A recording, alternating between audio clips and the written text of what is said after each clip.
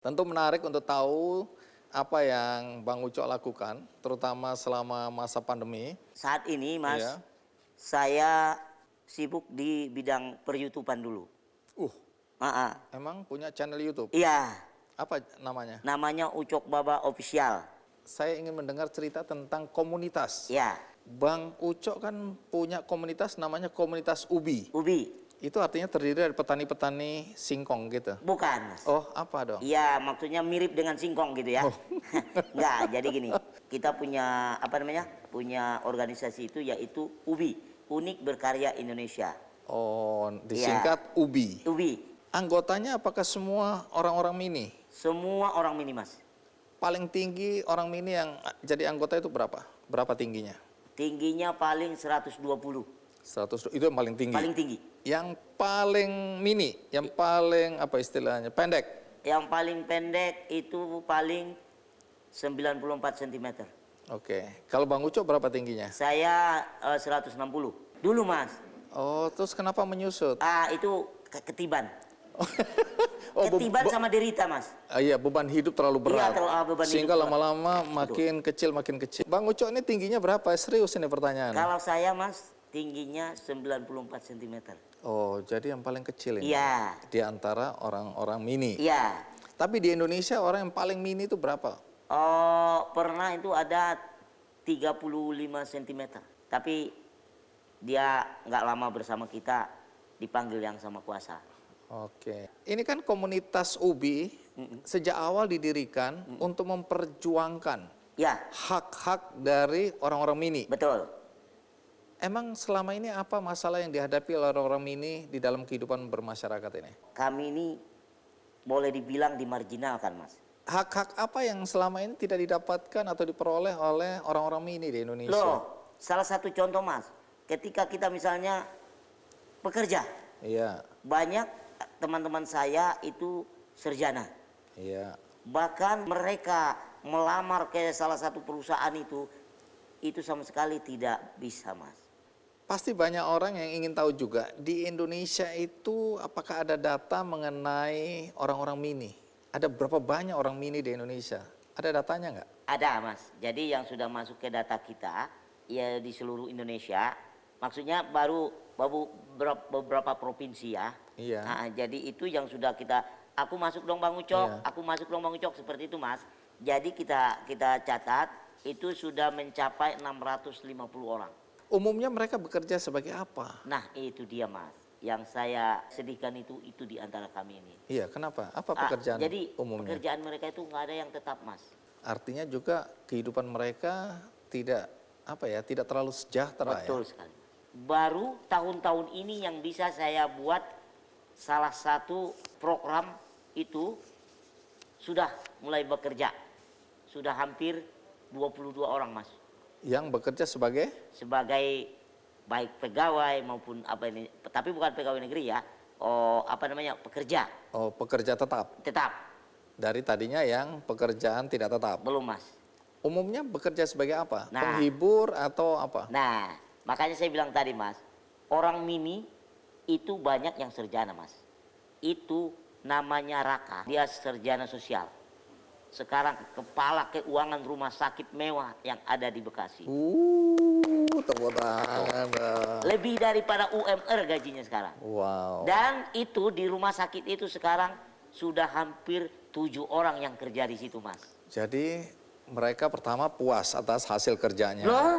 Kedua, tidak ada stigma negatif Nggak dari ada. masyarakat. Iya. Malah mungkin positif ya. Positif. Mempekerjakan orang-orang Mini. Orang-orang Mini. Sehingga nambah jadi 7. Itu, Mas. Oh, ini bisa jadi contoh buat perusahaan-perusahaan yang Nah. lain. Berkaitan dengan kemampuan, Iya, itu harusnya dinilai sama. betul. Ya, jangan dinilai fisiknya, tapi otaknya.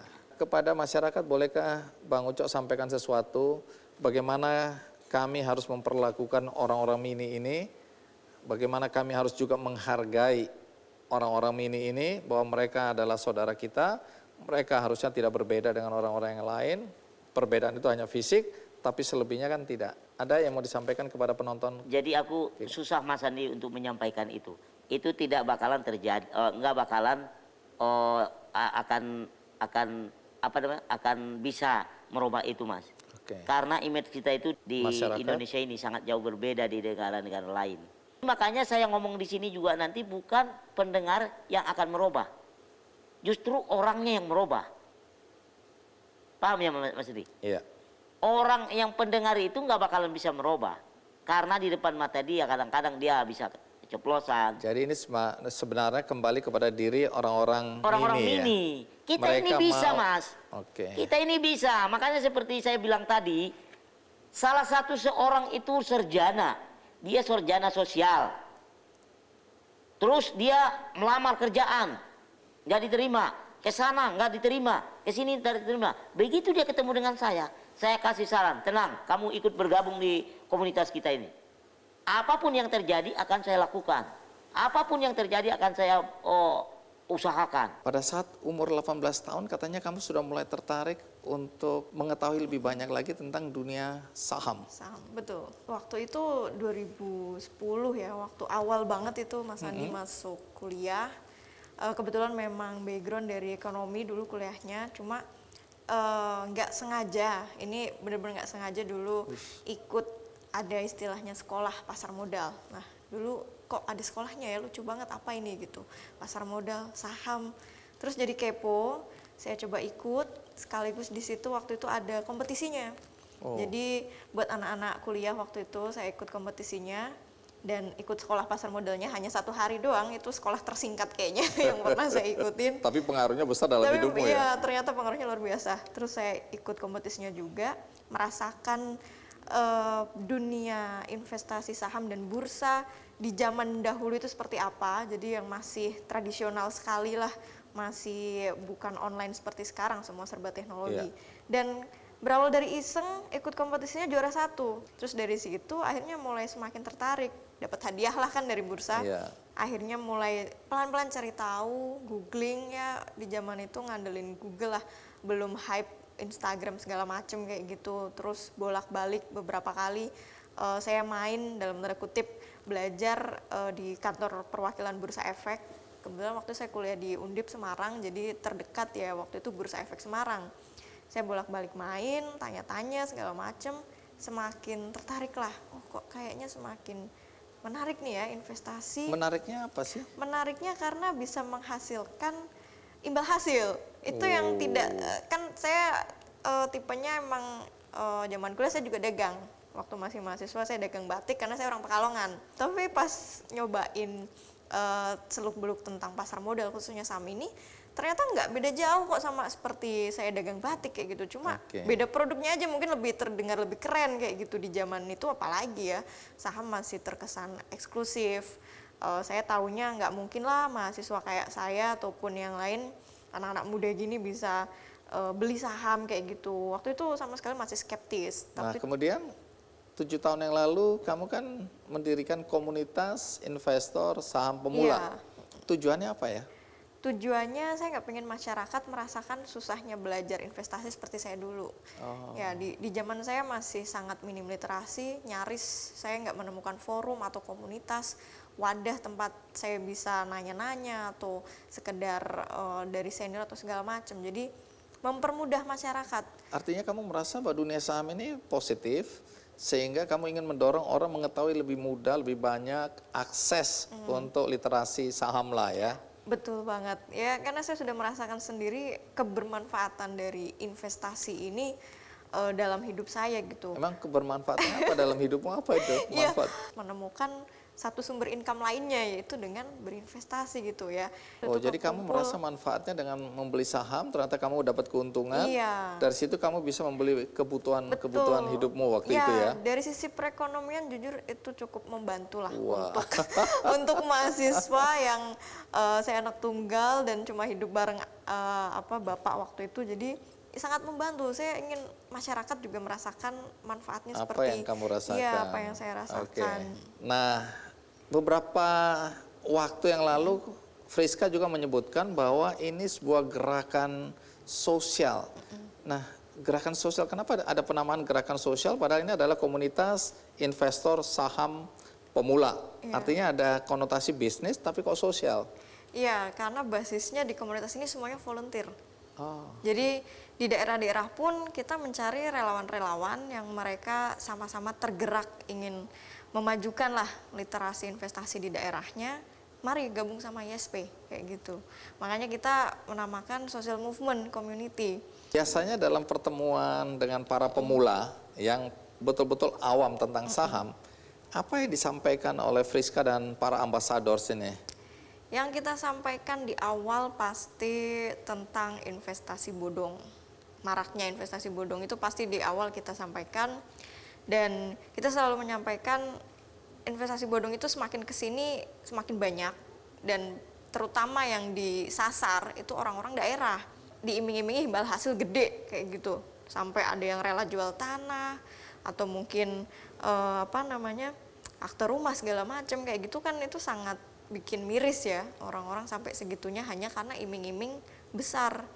Mereka mungkin menginginkan 20%, 30%. Mendapatkan keuntungan Iya. sebesar-besarnya, padahal itu uangnya biasanya tabungan dan segitu-gitunya Nah, ya. iya itu yang dimiriskan banget. Di awal selalu kita infokan terkait fakta investasi bodong di Indonesia itu seperti apa segala macam. Baru setelah itu kita pelan-pelan nih jelasin tentang investasi yang legal itu seperti apa kayak gitu. Contohnya saham salah satunya kita sampaikan, yang dalam artian memang ini aset keuangan ya, bukan investasi real yang mereka taunya mungkin hanya tanah, terus properti atau segala macam. Nah, kita membenarkan mindset nih yang mereka tadinya bilang main saham lah atau segala macam, kita lurusin saham ini bukan mainan ya. Ini Oke, jadi istilah main investasi. saham sebenarnya salah juga ya. Iya, Salah kaprah ya. salah kaprah, Kamu main nggak saham boleh. nggak? Ini bukan mainan, ini Iya, investasi. kalau mau main ke Dufan aja gitu.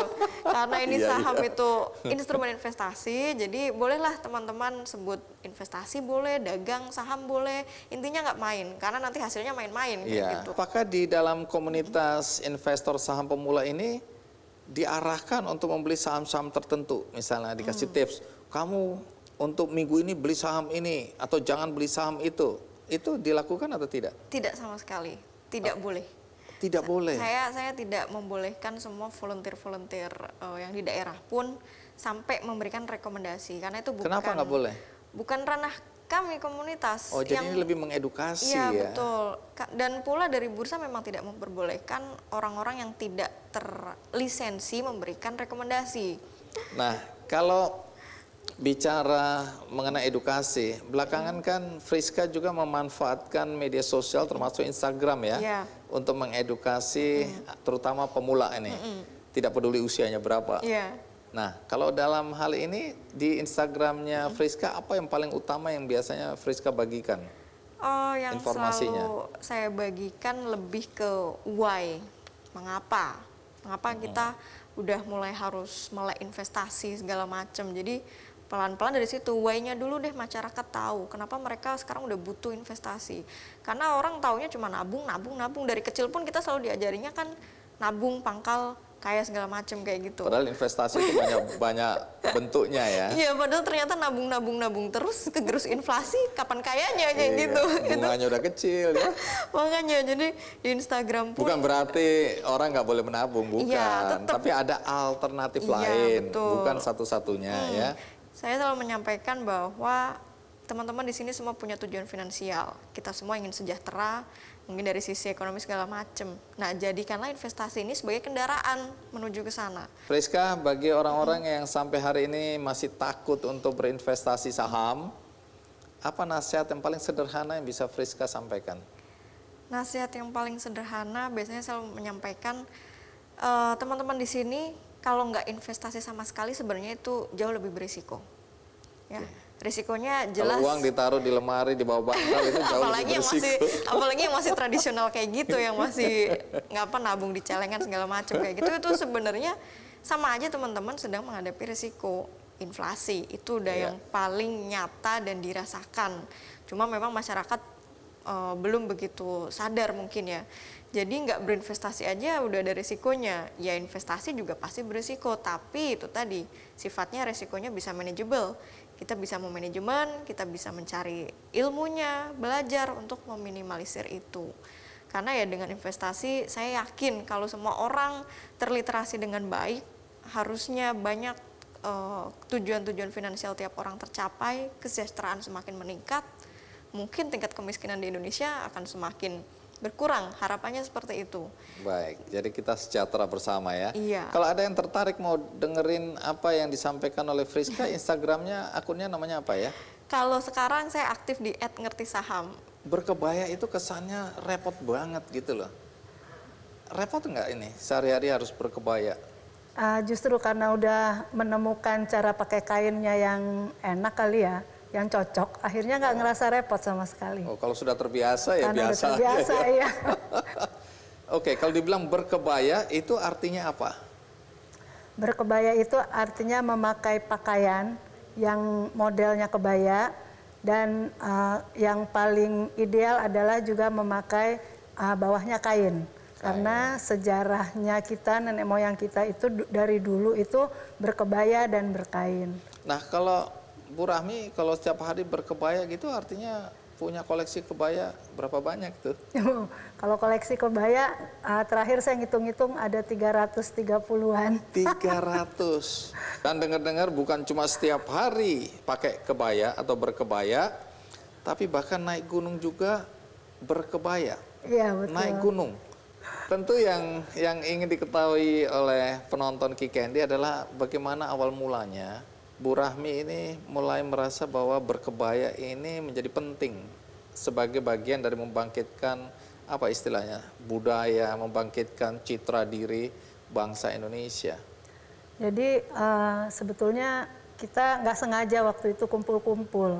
Wartawan yang tahun 98 kita liputan bareng-bareng. Kita kumpul-kumpul lah, beberapa kali kumpul sampai satu saatnya kita kebayaan yuk gitu. Nah, ketika kita pakai kebaya itu kelihatan banget di foto-foto kita betapa lebih cakep, lebih cantik, kita lebih bagus lah gitu ketika kita pakai kebaya bareng-bareng gitu. Iya. Akhirnya kita pelajari apaan sih kebaya gitu. Kok kita bisa kelihatan begitu cakepnya ya. Setelah dipelajari akhirnya kita memutuskan kayaknya kita perlu nih bergerak gitu untuk pelestarian kebaya ini. Nah, mulailah kami membuat dulu namanya Komunitas Perempuan Berkebaya. Tahun berapa ini? Tahun 2014. Kalau ada negara lain yang mengklaim bahwa kebaya itu asalnya atau aslinya dari mereka, kita punya bukti nggak bahwa kebaya itu sebenarnya asalnya dari Indonesia? Jadi kebetulan di Perkumpulan Perempuan Berkebaya Indonesia ini ada satu orang dokter lulusan ITB, dia membuat disertasi soal kebaya ibu negara. Jadi di disertasinya itu penuh dengan hasil-hasil riset mengenai sejarah kebaya. Nah, itulah yang menjadi pegangan kita yang menunjukkan bahwa kebaya itu ratusan tahun yang lalu juga udah ada di Indonesia. Nah, di Indonesia sendiri ada berapa jenis kebaya ya? Jadi yang kita kenal ini ada 4 jenis yang sesuai dengan pakem. Yang pertama itu namanya kebaya Kutu Baru. Jadi Kutu Baru, kemudian kebaya Kartini. Ada namanya kebaya Kerancang. Kebaya Kerancang itu artinya lubang. Jadi bolong-bolong. Ya, nah disulam terus ada bolong-bolongnya. Cuman karena saudara-saudara kita keturunan Cina yang dari dulu sering dan suka sekali memakai model itu, akhirnya dikenalnya dengan kebaya encim. Gitu. Nah, Terus satu lagi ada namanya kebaya noni. Nah, ini dulu orang-orang Belanda, perempuan-perempuan Belanda di Indonesia, mereka juga mau pakai kebaya. Ciri khas kebaya noni warnanya putih dan itu pinggirnya tuh pakai renda. Tapi yang namanya kebaya, disebut kebaya ada pakemnya. Kalau di luar pakem itu bukan kebaya. Gitu. Pakemnya apa? Pakemnya kebaya tuh bukaannya di depan. Itu bukaannya di depan karena ya itu tadi kan kain yang diiniin, pasti di depan bukaannya. Kemudian kiri kanannya simetris. Jadi walaupun misalnya dia yang membentuk tubuh simetris atau dia modelnya panjang itu agak longgar itu juga simetris kiri kanan. Tapi itulah yang jadi pegangan. Nah, awalnya dulu kebaya itu tangan panjang, sepergelangan tangan. Cuman karena berbagai modifikasi dan kebutuhan pemakainya, akhirnya ada yang kayak saya ini 3/4. 7/8, ada yang 3/4, ada yang bikin tangan panjang.